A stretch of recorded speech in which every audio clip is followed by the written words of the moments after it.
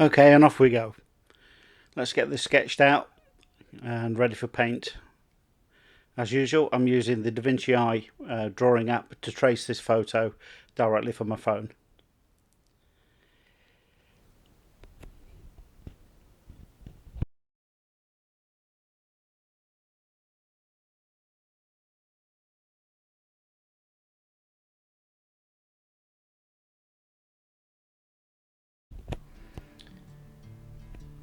Okay, so I'm going to completely ignore the colour scheme from the reference photo that this picture came from. What I'm aiming for is a balance between blue and orange. That's the primary thought in my mind. And blue really is for the shadow areas in the picture, and I'll reserve the orange tones for the warmer areas where light's hitting the buildings. But before I put any orange on there, one of the things I'm going to do is, as you can see on my palette on the right hand side, I'm using some lemon hue, just a bright yellow, and what I'm going to do is tint the sides of the buildings that are being hit by the light. So the direction of light in this picture is coming from left to right, and what I'm going to try to do is keep the shadow areas so I can paint them blue. I don't want any yellow in there, of course, because I'll just end up with a green mess. But for the areas where the light's hitting, I'm going to paint that yellow, and that's going to give me the advantage of getting the paper to glow a little bit. Orange can be quite a dull colour if you're not careful. Okay, so moving on to mixing my paints. I'm starting off with cobalt blue and a cadmium orange in the right hand side of my palette. And the grey splodge you can see there is where I've mixed the two, so I understand what sort of neutral grey I'm going to get when I start to paint. And I'll need some of that, so I've just mixed up a bit more. I'm just going to drop in to the light side of the buildings that bright orange. Now the buildings aren't going to stay that colour. This is just an underpainting, but what it will do is it will reinforce that tonal mix between blue and orange. So the complementary colours that sit opposite sides of the artist's colour wheel will come into play, and where they touch, where I want them to mix on the paper, I will just get a grey neutral tone, which is ideal for any sort of architecture and building paintings that you do.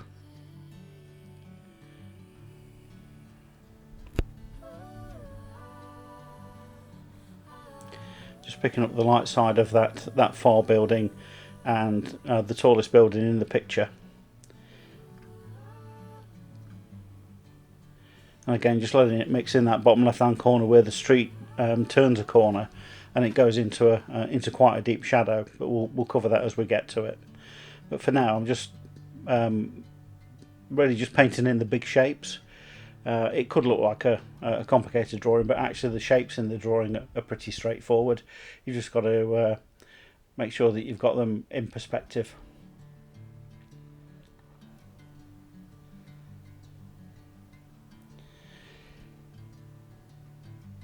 And the other thing that helps with this picture is there are some leading lines on the road where the paving slabs or the cemented areas give a sense that there is distance in the photograph, because they recede into that bottom left hand corner.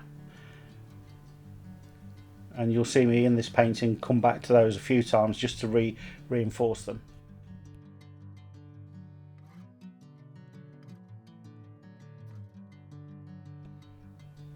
Now I'm upping the ante a bit. I'm dropping in some burnt sienna, because what I wanted to do is, in the building on the right there's some texture in the walls and the bricks, and I wanted to add some texture at this point, but I didn't want to use anything like salt or cling film, which I know I could have done. And in retrospect, as we go through the video, you'll realise that I probably should have done, because this becomes a bone of contention a bit later. But for now, I'm just going back in and adding a bit of blue onto the orange areas and giving myself that muted grey tone.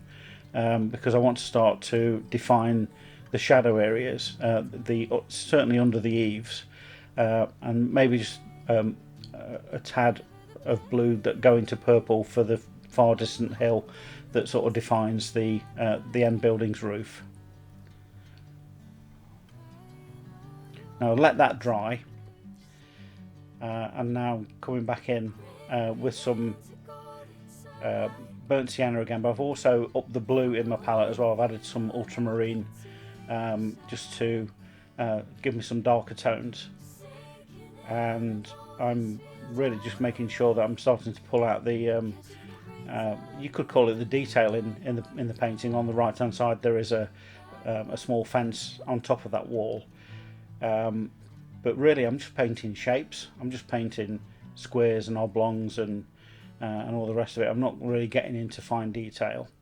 There's a roof line there that I'm painting at the moment, and under it there are some small windows, and I at this point just want to make sure that the paper's toned. I'll come back and put some blue into those windows when it's dried, because the windows you would expect would reflect what's in the sky.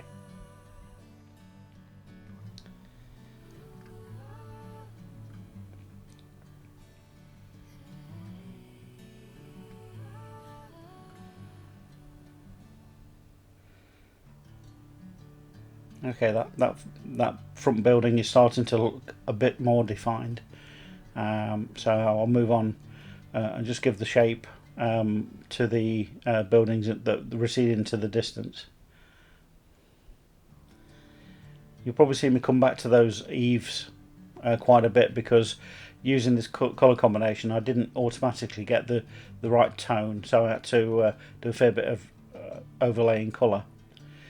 Now for the shadow sides on the buildings, I'm just adding in a bit of orange to cover the blue that I already put there, and the reason for that is you would expect, certainly at the lower levels of the street, that there's less light, and maybe some of that light is bouncing off the orange buildings, so you get some natural colour mixing even in real life, but towards the top of the building it will be less pronounced, and you probably see a bit more of a bluer tone in the shadows.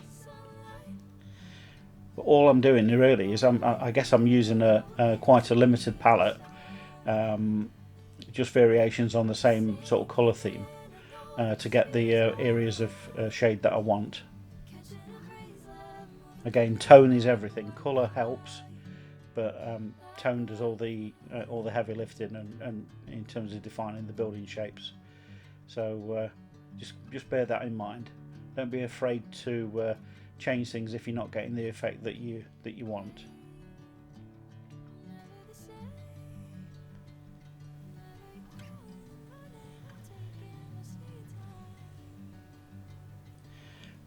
Just using a bit of burnt sienna there, just put the roof tile lines in on that right hand side. That's probably something I've not noticed about myself before. I do tend to hop around the painting quite a bit. I guess I'm painting in areas where I know that are dry, and it's something I can return to, but I guess I'm also just looking to get a balance in the picture, so when you add paint in one area you might need to rebalance in others. There's always something to watch for. Okay, so just outlining what are going to be dark areas where the windows are open and they're letting the light in. You would expect them to be quite dark, not reflecting any light. Certainly doorways and stuff like that tend to have that profile.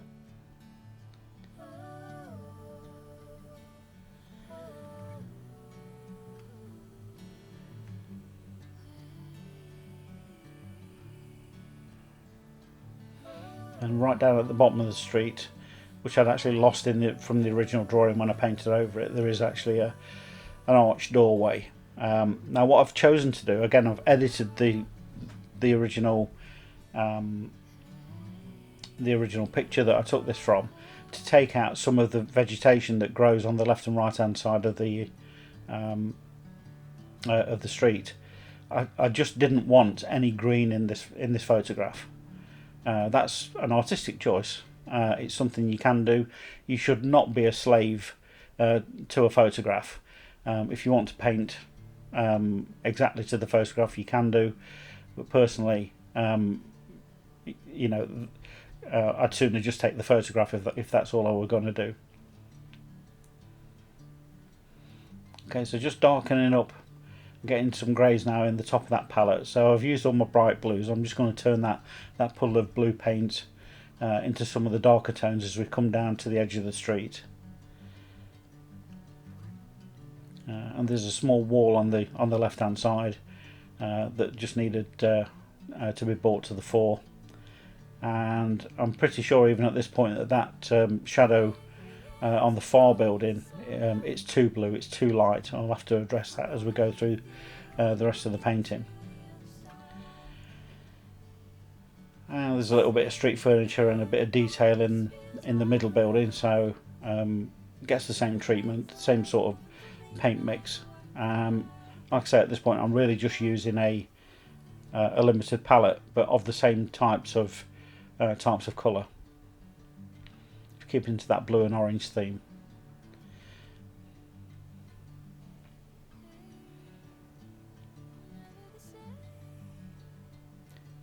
Now, the one thing that's bothering me about this picture at the moment is the nearest wall on this building where I'm painting the fence line has got quite a bit of detailed brickwork, and as you can see where it's dried, where I originally put some splattering, that's dissolved.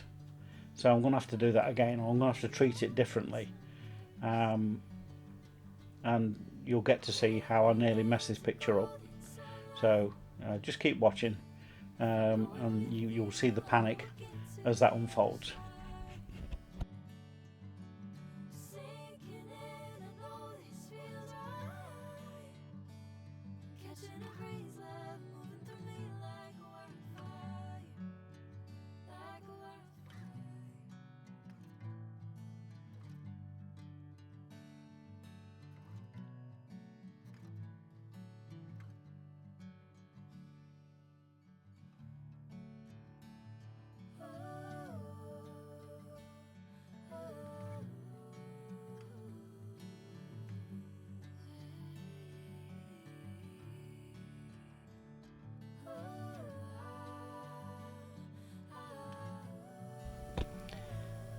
Okay, back to that roof line. It really does need an extra few layers just to get the right tone in those areas.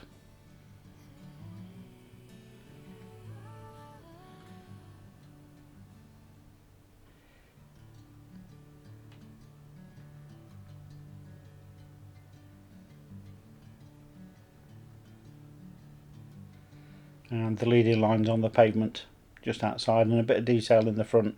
I think on the original photo it's just a small clump of weeds that are growing at the side of the pavement, and I'm starting to worry about this wall. It's looking too light, there's not enough detail in it. I need to do something different.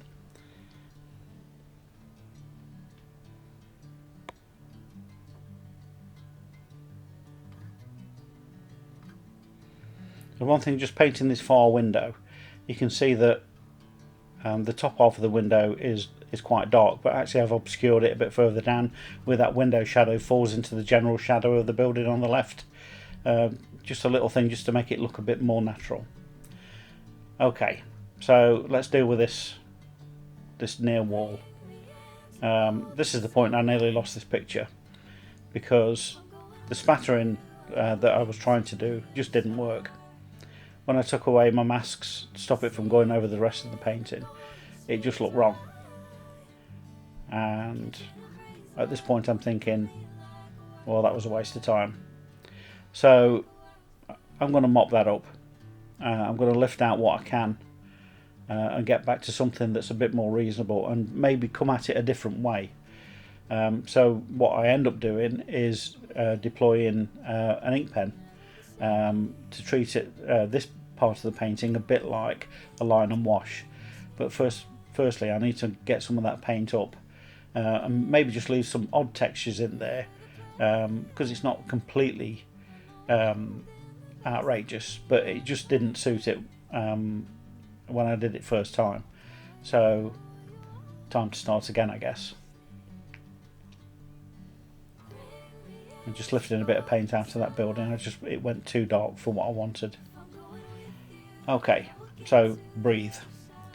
Let's start again. Let's re-establish that roof line and some of the finer details in this front building. And the reason I'm worrying about that one, of course, is it's the closest one to the viewer in the picture. You'd expect to be able to see a bit more detail in that building, and less so for the ones further down the street.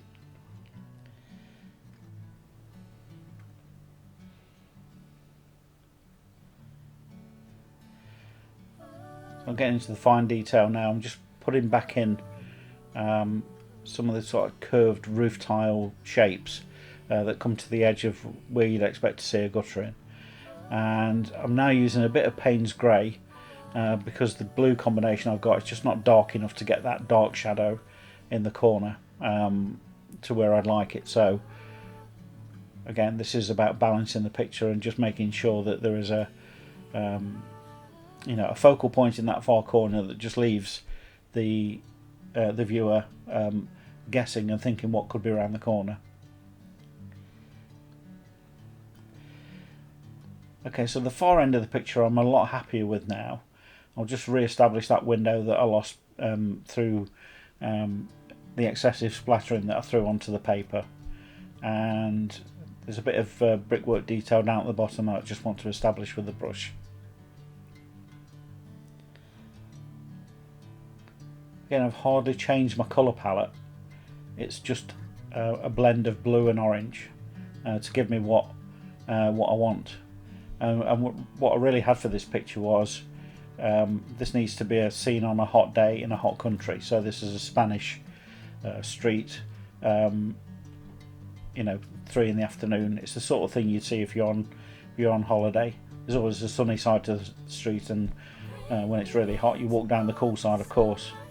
Hence why I've left all that blue shading on the pavement on that side. You've got a clear delineation between cool colours and warm colours.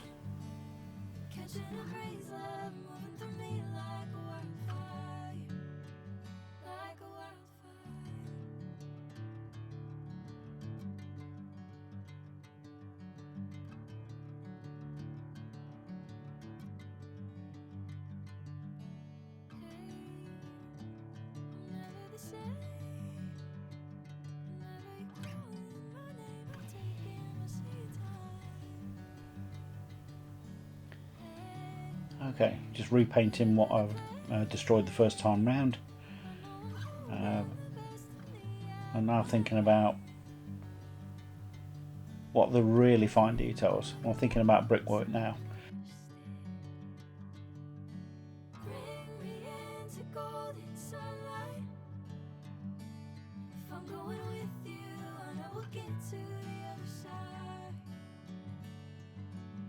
Oh, and a bit of detail in it. Now, I always worry about doing things like putting chimneys onto pristine blue sky, because if you paint drips, you've lost it. It's not easy to recover. And I'll just put that aerial on top of the roof. That's as much as I want to add in terms of roof furniture to these buildings.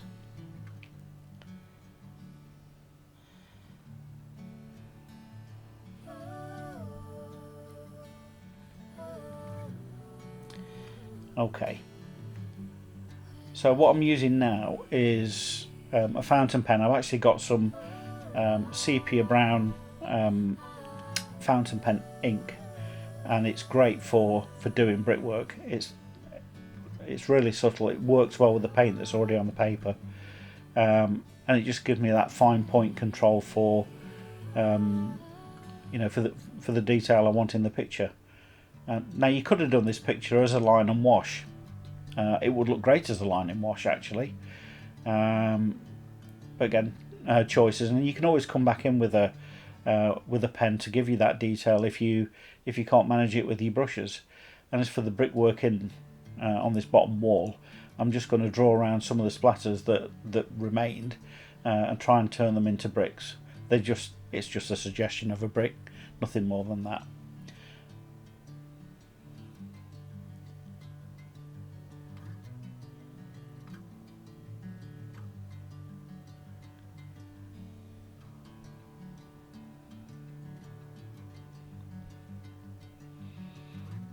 I guess at this point I'm a lot happier with where I've got to. It's not exactly what I intended. I've had more than the odd happy accident as I've gone along, but hey, that's watercolour painting. If you do watercolour painting enough, you'll be in exactly the same position I've been with this picture.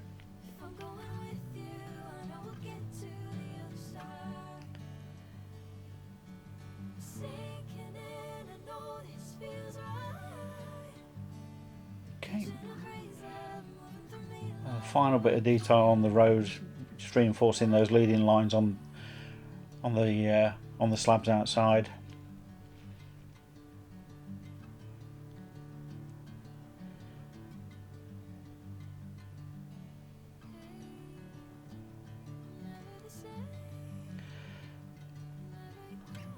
And one more visit to that wall. It just was not dark enough. It needed to look like the one next to it, so I've decided, right, that's it, I'm just going to change it up. Still got a glow of blue. It's still a blue tone, but a lot more muted.